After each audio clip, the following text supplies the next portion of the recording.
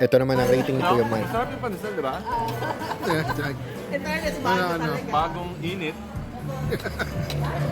Yung butter. Ano ba Butter yung butter. Kulang eh. Kulay yung butter. Kulang lasa. Pero panalo yung tinapay. Ano ba dapat yung butter? Ano yung Makikitaste test tayo ng Rody's Grilled Pork Belly. Sabi niya kasi mas masarap yung order niya. Tara na, husgahan natin. First bite? Panalo. 9 out of 10 para sa akin. Ito naman yung salad nila. Lagyan muna natin ng dressing para aesthetic tingnan. Yan. Lagay-lagay ang sauce. Ihalo natin ng mabuti. Ngayon nahihilig na ako sa mga salad, no? Tara, tusukin na natin. Kuha tayo ng konti at ito ang first bite para sa inyo. Crunchy. Fresh yung vegetables, crunchy siya, masarap, malutong. Panalo ang salad nila. Kung ano ang ina-expect mo sa salad, yun yun. 9 out of 10 para sa akin.